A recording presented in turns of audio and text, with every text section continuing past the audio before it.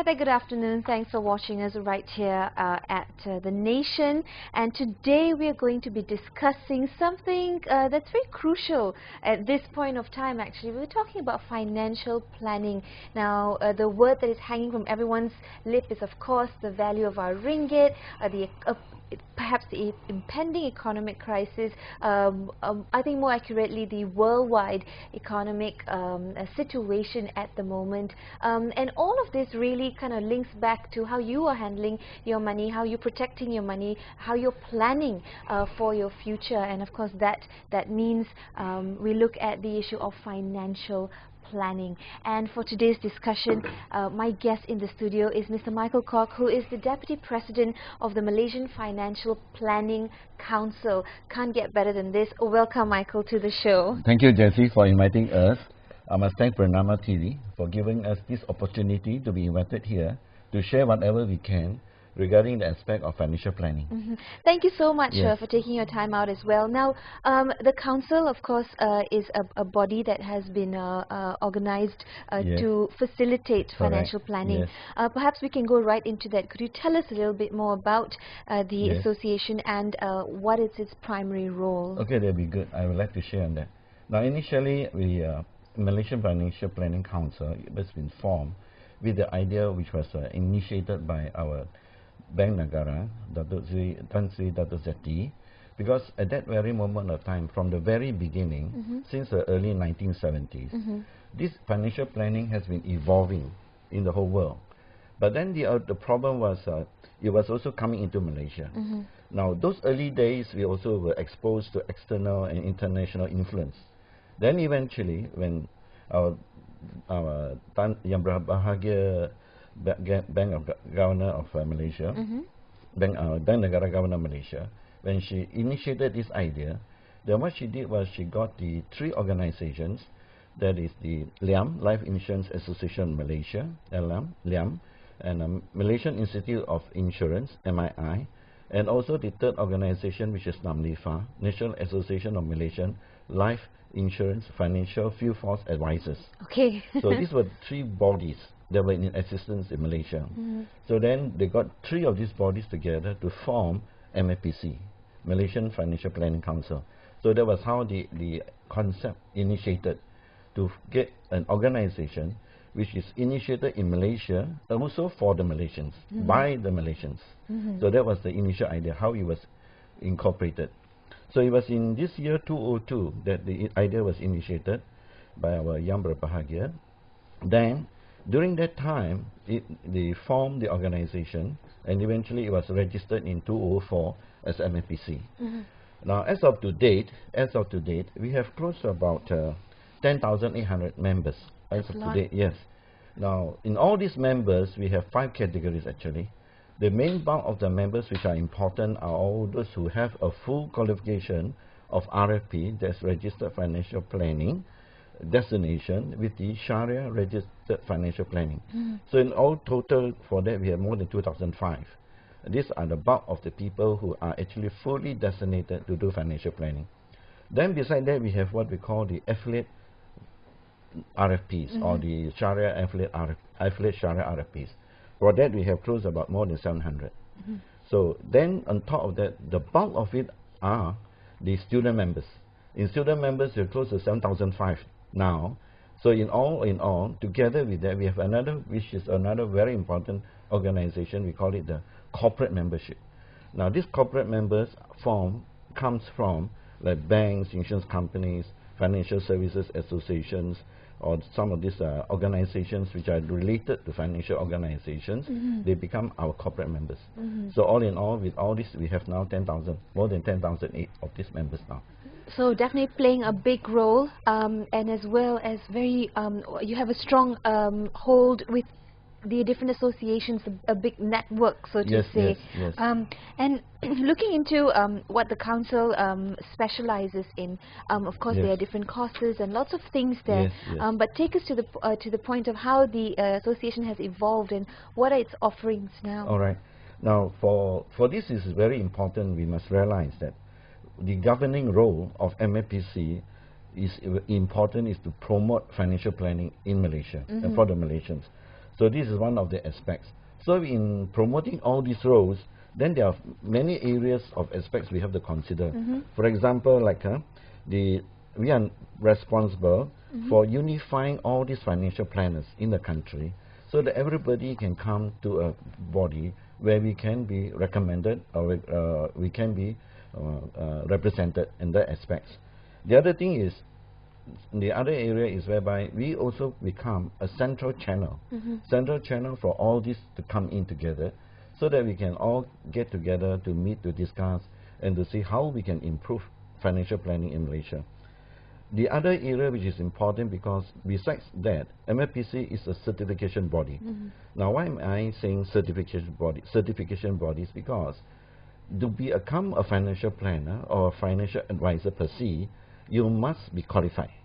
So MFPC comes in to do this certification to ensure that anybody who holds a financial planners designation or financial advisors association designation must be certified and fully qualified. So that's one area. Another area which is important, because we also act as a self-regulatory body, in the sense that we also have to look into the ethics and the compliances and areas of this to ensure that besides the practicing of financial planners, they follow the ethics and they follow the standards being in the financial planning industry. At the same time, to ensure that all these are conducted within the professional qualification or as a financial planner qualification. Yes. Well, that's a very strong image that you have to carry as well, being a financial planner. I wanted to ask you, particularly in this point, in the business of promoting financial planning in Malaysia, a financial planner sometimes, correct me if I'm wrong, is perhaps perceived. Sometimes people wonder, financial planner really or not? Financial or planner, how qualified is he or she? Are they out to cheat me with my money? There could be a lot of perceptions from people, negative perceptions. Perhaps you could comment on that. Now, before I comment on that, I think I should let people know what is a financial planner and what do financial planners do or financial advisors do. Now, when it comes to financial planning, it's a very wide aspect. We look into many areas. Because why? In MFPC, we define financial planning as a process, and it's a form of a methodology. In this methodology, what is important is for us to assist our clients to achieve their goals and objectives.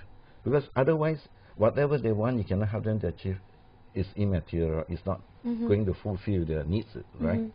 And on top of that, we also have to look into their whatever resources they have to accommodate their goals and objectives, so that to ensure with all these areas it will meet to their ultimate objectives on what they want in life, particularly in the aspect of financial planning. So these are the areas why aspect. Then coming to that is, we must also understand that when we look at financial planning, it is actually a very comprehensive plan. Now, as financial planning per se might be not only one aspect of areas like your risk management, your investment, and things like that. Not only that, because it's a comprehensive plan whereby we look into the client's resources. Now, the client's resources can come by with, for example, what is their cash available, like cash flow, how is the cash flow moving, and how do they control the cash flow, whether there are surplus of cash flow at the end of the year, or whether they have deficit, cash flow at the end of the year. So with that, we look into, once we analyze the cash flow, then we also look into how we can help them to budget, so that whatever plans and goals they look for, they will have an advice on budgetary reasons to ensure that they will not be overspending their money. In the end, whatever they can get from the cash inflow will be more than enough to cover the cash outflow, like the expenses, various expenses. Then on top of that, we also look into what are the resources that they have. For example, where did they invest and how did they invest, or what sort of assets that they have. Then looking at the assets, the various types of assets, whether it's strong in cash or cash equivalent, or whether it is in investment assets, or whether it is possibly in the personal use assets. So these categories of assets, we look into that. And next item that we look into, which is very important, are their liabilities. Now, in liabilities, the short-term liabilities and long-term liabilities. So with the assets, with the liabilities, and again with the cash flow, how can we coordinate this aspect of the financial planning so that we look into all these areas, then we can come in to advise our clients.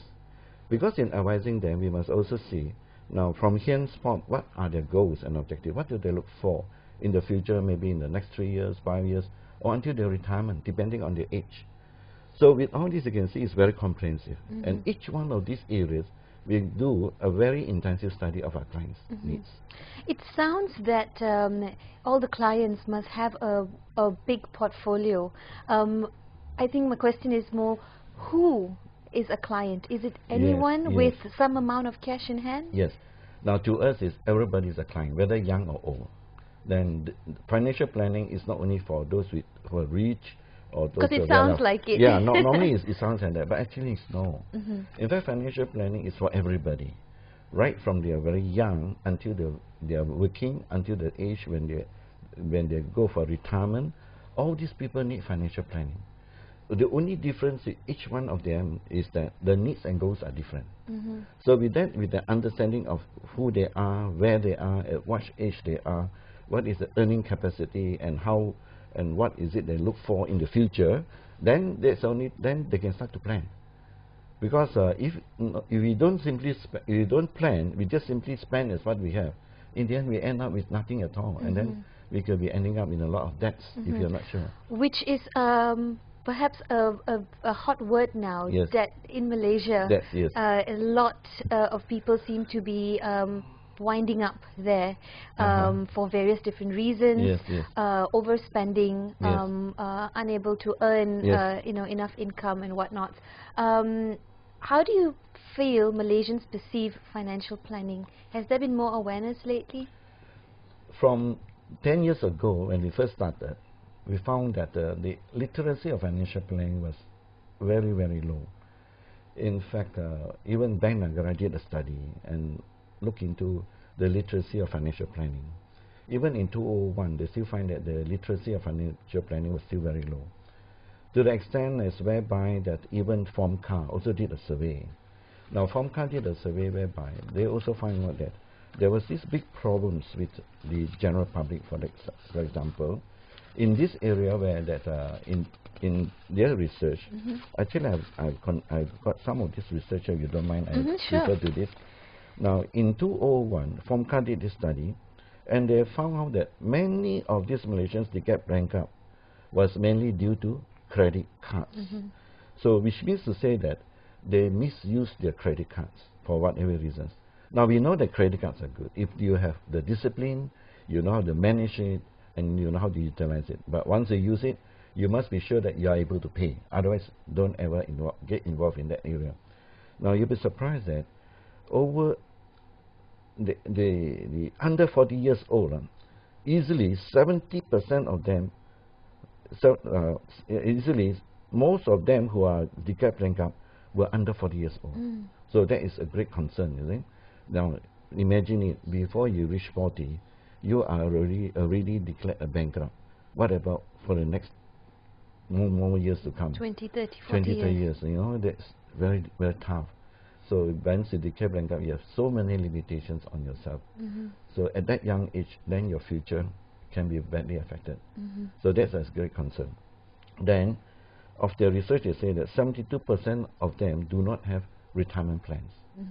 As early as that, do not have retirement plans. And on top of that, 47% of the young employees between the age of 18 to 35 are in serious debts between the age of 18 to 35. That's very worrying. Very worrying. This is very worrying. In fact, we look at it, that's why very worrying. And also, what they came up with, 30% of the working population do not have an income to sustain them just in case they lose a job for the next 3 to 4 months.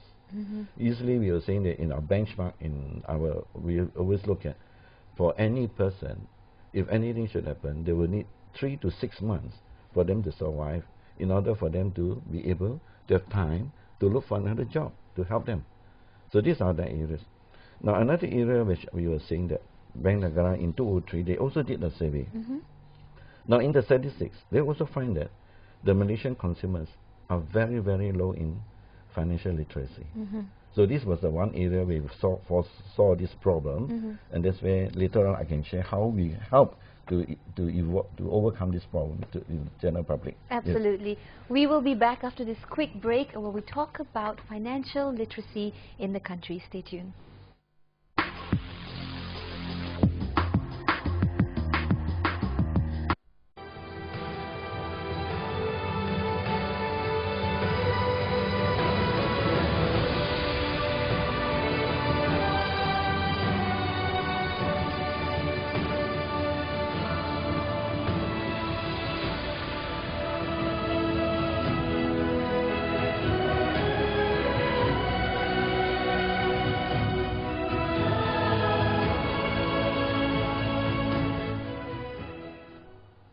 Hi there, welcome back. Thanks for joining us right here on The Nation. And my guest in the studio is Mr. Michael Kok, who is the Deputy President of the Malaysian Financial Planning Council. And of course, that is a professional education organization which was established in 2004 yes, to correct. facilitate and to promote financial literacy, and of course, more than that, to churn up professionals in the area of financial planning through its many different courses and other activities. Let's really look at the Planning Council and what kind of courses they currently run. Yeah, thank you, Jessie, for asking this question. And this is very important, because one thing we must understand that for anybody who can be called a financial advisor or a financial planner must be qualified.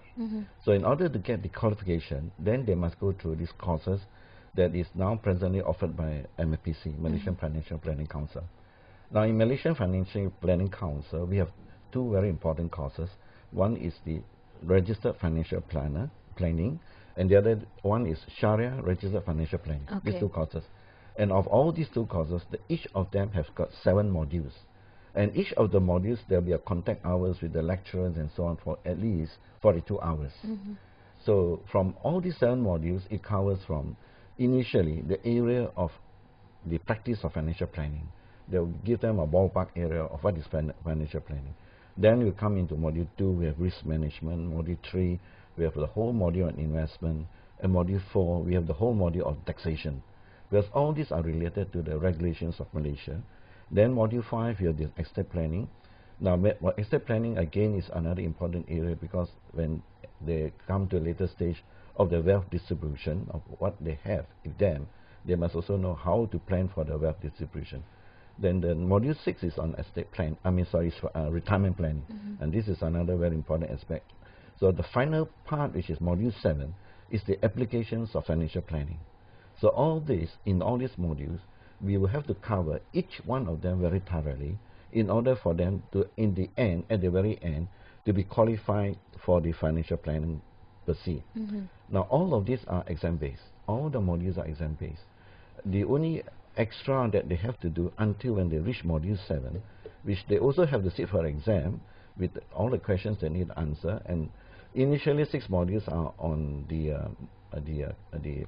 multiple choice questions.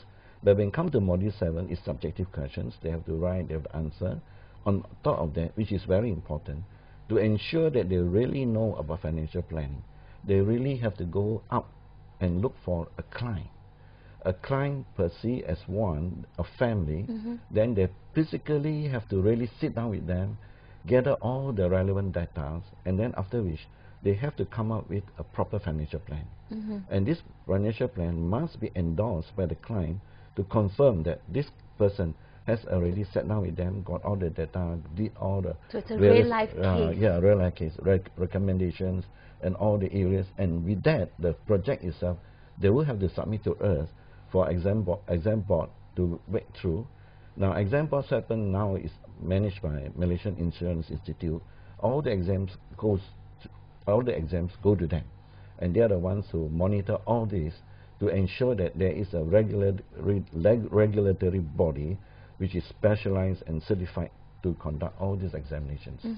For someone who is looking to pursue this line of work as a financial planner, is there any particular attributes that person must have? If someone is considering, a change, perhaps want to try out something, a new career, perhaps? Well, that's a good question.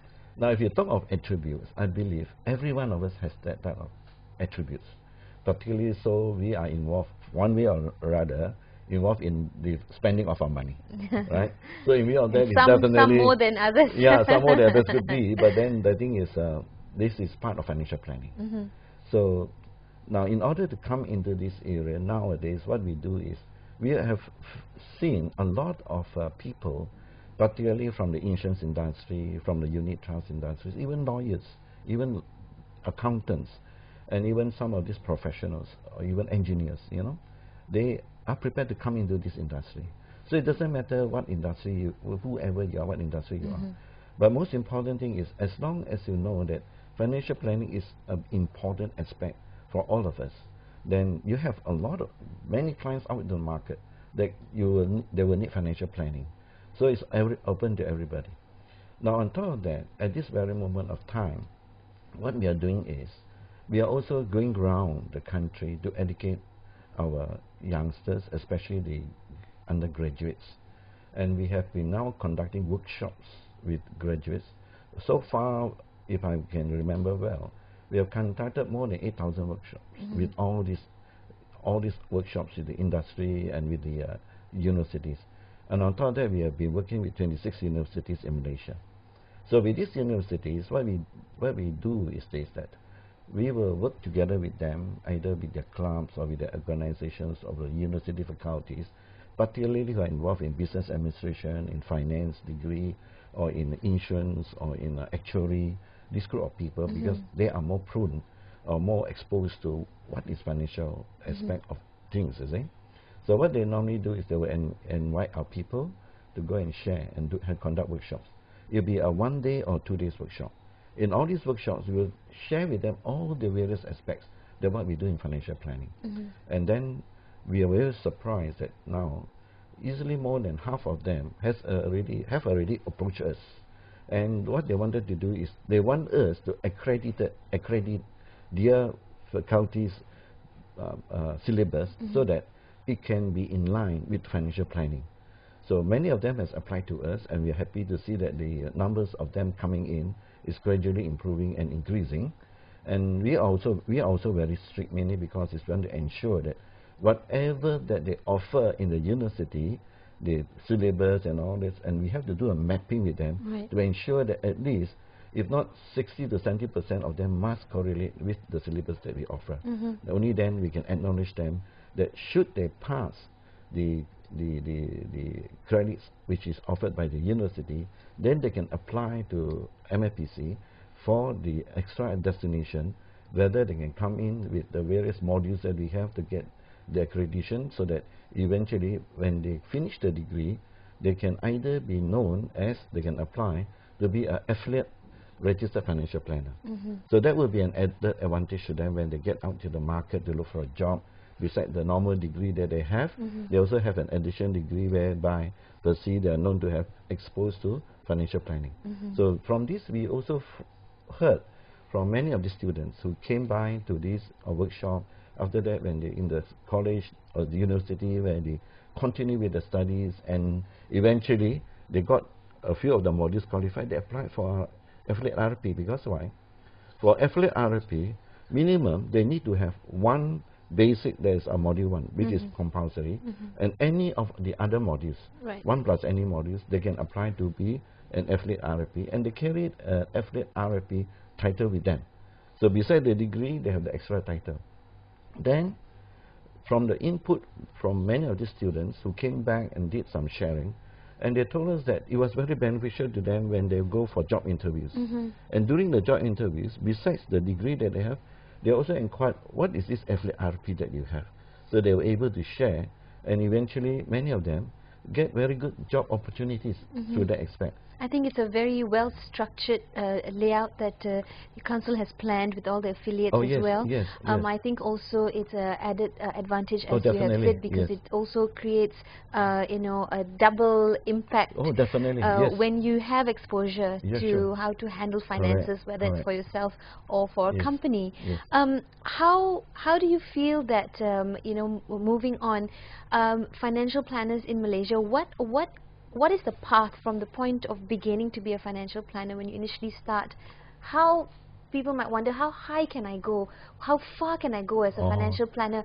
I think, in other words, how much money can I make in financial planning? That would be a valid question. Well, now, if you talk of the potential of financial planning, is very, very wide, very, very wide. It's very big, because we know one thing is, as long there is a living body with a family, they need financial planning, and that will be the targeted market. You know, you can see that in Malaysia we have 27 million or 28 million population, and out of which easily more than 10 million of them are working.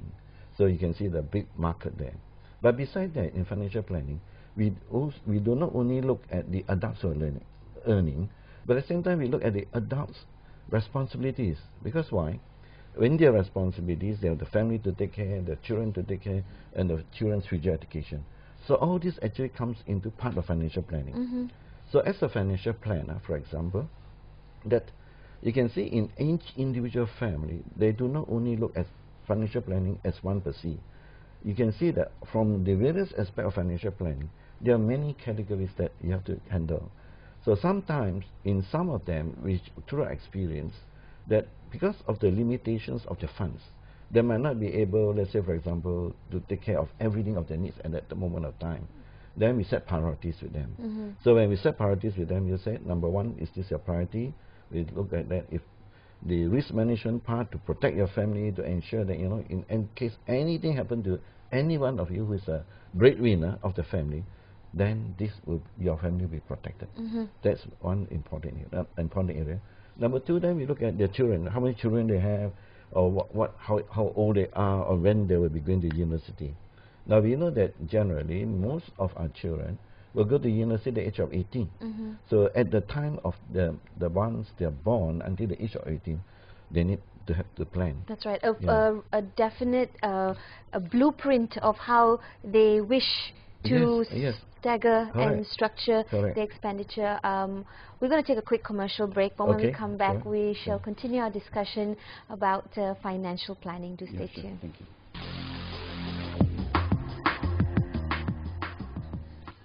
Hi there, welcome back. I'm Jessie Chahel, and my guest in the studio for a discussion on financial planning is Mr. Michael Kok, who's the Deputy President of the Malaysian Financial Planning Council. Now we're talking about the programs that is offered by the council, and one of the two programs is the Sharia Registered Financial Planner, the or rather the RFP, right? Do tell us a little bit more about the Sharia Registered Financial Planner program. Sure. That's very important, because why? As we can see, the exponential growth in the Islamic finance industry. So eventually, because of this, now pertaining to Sharia, they have various religious rules and regulations they need to follow, because it's different from our normal registered financial planner, because those are more to meet to everybody and more conventional. But when it comes to Sharia RFP, because of the Quranic terms and the guidelines and all that, so in all the contract and all the terms that they use have to be in line with the Sharia principles. So with that, we can also foresee that this is a big market for us. And also because now, as Malaysia is now becoming a center hub for Islamic financial banking or Islamic financial planning, or as an Islamic finance institution. So in view of that is, we also foresee that the government is also targeting to increase this aspect of Islamic financial planning. You can see now a lot of banks offering Islamic banking in all these areas, right? So with that, then the government actually aims to increase the potential of the present 29% in 2010 to 40% in 2020. So you can see that this is a big challenge to get up to that level of 40% to assist in the financial planning industry. So in view of that, when we foresaw these aspects of the improvement, and we also foresaw the importance of Islamic financial planning, that's our MFPC. Then we gather our people, and then we look into all the various aspects with all the Islamic scholars that we have, the academicians, even the professors who are qualified in Islamic principles and financial planning. So we gathered them. Then eventually, it was in 2008 that we came up with this Sharia registered financial planning. And this program is today, these two programs, the registered financial planning and the Sharia registered planning, is recognized by Bank Negara and also the security commissions. So in order for them to be qualified to be known as a financial planner or a financial advisor. Well, basically, then who is a financial planner? Oh yes. Who qualifies? How do you practice? That's a very important question. Yes, all the questions that you ask are very important. Now, true, because as a financial planner, number one is, in order that you can hold a financial advisor or a financial planning designation, you must be qualified, number one. So MFPC is one body, one of the bodies that gives this certification. And as I explained to you earlier, the various courses that go through, the subjects that go through, in order they got to pass and to get this designation. Now, once they get the designation, they do not immediately qualify as a financial advisor or financial planner. They must be involved in a financial institution for at least 2 years. Then after that, they can practice as a financial planner or a financial advisor. Now, for a financial plan advisor, number one is, once you get the qualification, the designation, then you need to apply to Bank Negara for the certification that give you the contract that you can apply your financial services to the general public.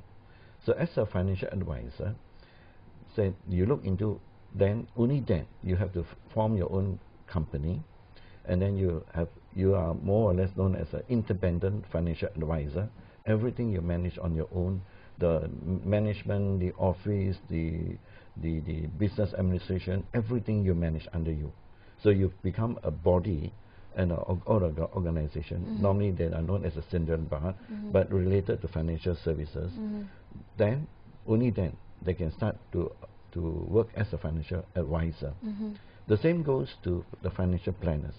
Now the financial planners, whereby they have to first get the designation after going through about 2 years, and then they apply to Security Commission for the license, Then once they get the license, only then they can say they are financial advisors or financial planners.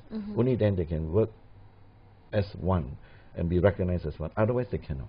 They cannot just simply call, if you just have one contract with any insurance company or a unit trust company, you cannot just say, I'm a financial planner or a financial advisor. You can't. If I'm a potential client looking for a financial planner, yes, what are the things I must look out for to ensure that my financial planner is, of course, qualified, is reliable, responsible with the information he or she has of my my personal data? Yes. All these things would matter. That's very important, because why?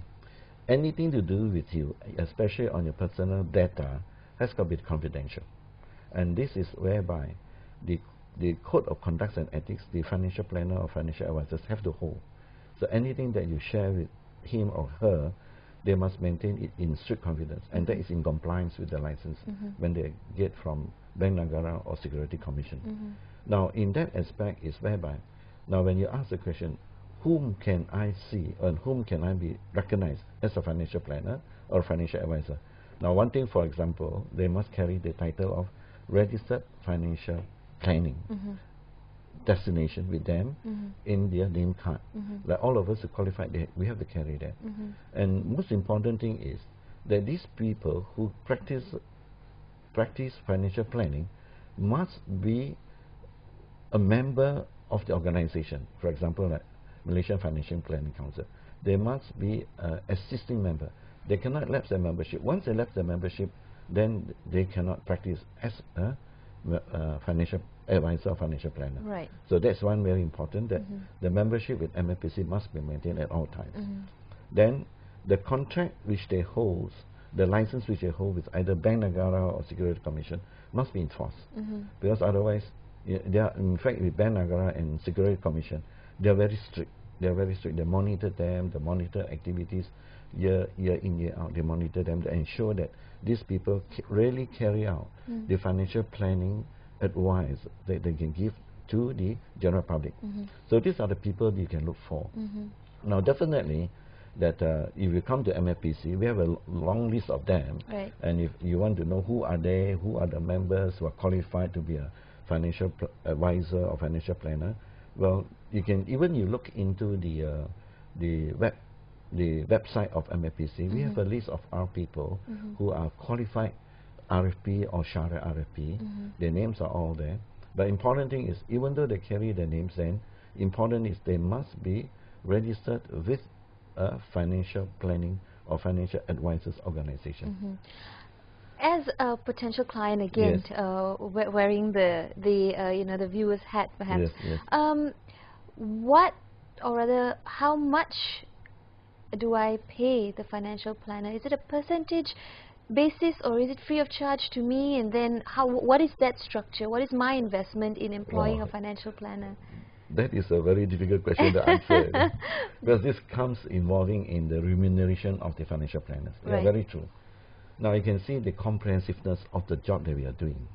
Definitely, we should be remunerated to a reasonable extent, right? Then when it comes to financial planning, it's a comprehensive aspect of all the areas of financial planning. Now, when the client needs us to do a proper financial plan, we can draw up a proper financial plan for the client.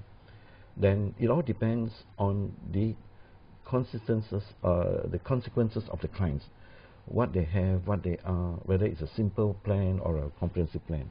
So between these two areas, then the financial planners can waive certain fees if they just insist on a financial plan. Now the fees can vary depending on 2,000, 3,000, 5,000, or even some comprehensive ones, they can vary up to more than 10,000 just on the financial plan. It all depends on the clients. And that is based on a yearly plan? There is a one-time plan, and then they'll be subjected to review. So this is between the clients and the financial planner. Right. So what they have agreed for future reviews, what need to be done, and what other areas that need to be done. The other area which the financial advisor or the financial planner can also earn, because they have to declare who they represent. Because as a financial advisor, they can be representing a few insurance companies for that matter. And in the insurance company that you represent, you must also declare how much you earn on the products that you introduce to the clients. So that is initially been declared in the plan itself. So let's say, for example, I represent insurance company. Now, after all the financial plan that I've done for you, for example, it all depends whether you want to take this plan with me or you want to take it with somebody else. Right. So choice is yours. Okay. But most of the time, because the financial planner has been working so closely with the client, and they've developed a form of a relationship, a close relationship, and since so many of the areas are confidential, the clients would not simply like to share some of these confidential matters with any other body.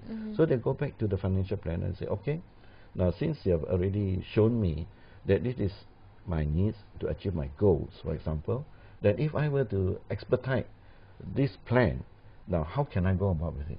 Then the financial planner can come in, okay, if you are keen to look into this area, then we will then do a further study, which is the best plan that can suit to your needs at the best price and to the best advantages to you. Because we know that different companies offer different products, and the products, can vary in the features and with the costing. All this comes in. Then what the financial planner or advisor will do, they will analyze. Since that is your need, for example, that you need a good medical insurance, for example, then they'll look into which is the best medical insurance to cover you. Or let's say you need to cover your family with a good protection, then they'll look into what is the best value for money to get you covered. So with that, if you have the confidence in them, then they can recommend that plan to you. So eventually, because they have the contract with the companies, then they also earn a certain commission. So with that commission, if they earn, then up to the financial planner, how do they want to waive it together with the fees or together with the commission? So that's between the clients and the financial planners to work on. For example, let's say, for example, now, he says, I need to plan for my retirement. And to plan for my retirement, then after working for all the retirement, the financial planner will tell him that, or her, that in order to plan to meet with your future retirement goals, because we need to look at your resources and we look at what you need when you retire, how much money you need for the next maybe 10, 15 or 20 years after you retire, then you need an income. So for that, then we need to find out what is your retirement gap per se, how much you need, how much you have. Then we look at that. In order to fulfill your retirement gap, you need to start planning now. And to start planning on that, then we have to see how much can you afford to start saving now to meet up to that plan, so that eventually when you retire, your plan are fulfilled and then you have a comfortable retirement. So with that, then the client will say, all right, since that is the case, I'm prepared to put in this much of money to put into my plan, as you recommended. Sometimes they say, yes, I can fulfill this requirement, this amount of money to put in per year or per month or every 6 months, so that eventually when I save and I invest, ultimately it reach my goal. So then with that, then the financial planner advisor, yeah, okay, if that is what you need. And most important thing is, again, we look at the risk portfolio, the risk profile of the clients, because we cannot just simply recommend any investment. Right? Some of them are very conservative with risk, some of them can take high risk. Then we also look into what age they are in now, how long can they look into to justify the amount of risk they can. All the various different factors, yes, which only a financial planner will know and have that science at the tip of your fingers. Well, we're going to take a quick break, but when we come back, we will wrap up our discussion on financial planning and, of course, the role of the Malaysian Financial Planning Council. Do stay tuned. We'll be right back. Hi there, welcome back. Thanks for staying with us right here at The Nation. Today we're discussing financial planning, and my guest in the studio is Mr. Michael Kok, who is the Deputy President from the Malaysian Financial Planning Council. Michael, I wanted to ask you, at what age should one consider financial planning? Now this is also very interesting, because why?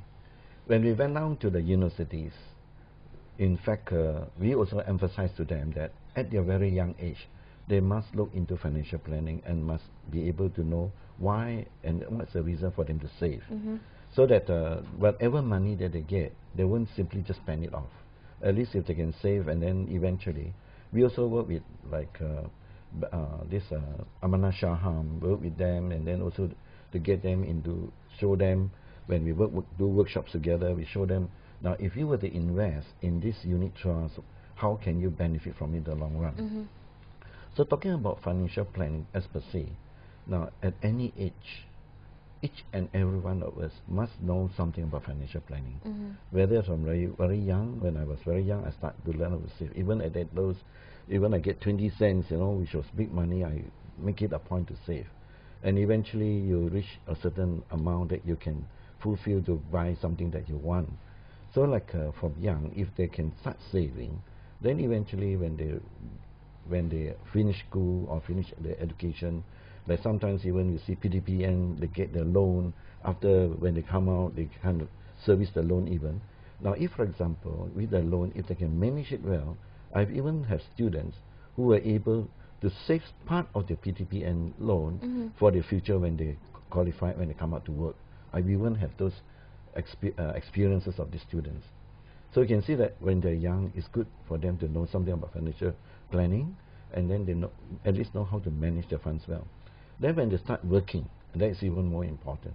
Because when we start working, most of the time today, we can see youngsters spending exceeding their income. And that's why many of them get into heavy debts. And more so, when they start working, chances is they'll be given a credit card, which is very convenient. They start them off with 2,000, 3,000, 5,000 credit limits. And these youngsters thought that I have a credit card, I can anytime roll and anytime withdraw money I can spend. But little did they realize that whatever they spend, they need to pay. So that is one area where when they start working, that's the time is we always encourage them. Whatever that you want to spend, you spend, but leave 10% of what you earn for your future. So you leave the 10% aside first, then the 90%, whatever you spend, you spend. So you don't have to worry, because you're not spending everything. Put that allocation aside. Right. And another area is for family. That is another area where we also encourage them. Whatever that you earn, you must also look into to fulfill your future objectives, what you want in life. That again, then we work with them, we analyze with them, as I explained to you earlier. So we look into all these aspects to help them to budget, so that when they are able to budget their expenses, so that their outflow is controlled, then they have at least some money left behind to plan for the future. And I think it's most important if you have mom, dad, 2 or 3, 4, 5 kids. You will need, a family will need to consider financial planning, right? Correct. Exactly. So even the university students, we also encourage them. Once you know about financial planning, when you get back with your parents, if you can sit down with them, as parents, they have so much difficulties in trying to finance the family livelihood. But if they are not careful, in the end they'll be ending up with nothing for themselves. So what is important thing is, in all these aspects, what is most important thing is we must know how to budget ourselves. As long as we know how to budget, we can control our expenses and then spend within what we can, and then keep some for saving for future. Then at least in most instances we see that they are safer that way, rather becoming overspendthrift. In the end, you end up with heavy debt. Michael, through all your years of experience and expertise, if you could share some tips with us about how we can, be smart about our finances. Yes. Now, with normal circumstances, with many of us, even I as one, those early days, we face the same problem.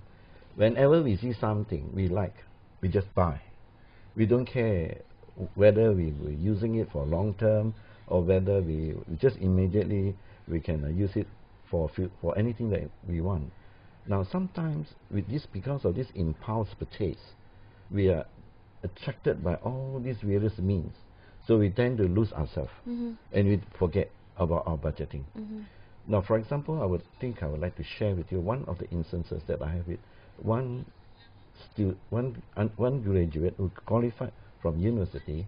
When he came to us for a job, and I asked him, now during university, how do you overcome your expenses? And he told me that he came from a very poor family. Now what he did was, he told me, even at that age, when he was in university, he budgets himself. He says that I will have this amount of money from my PTPN. I will not spend everything. I will budget myself.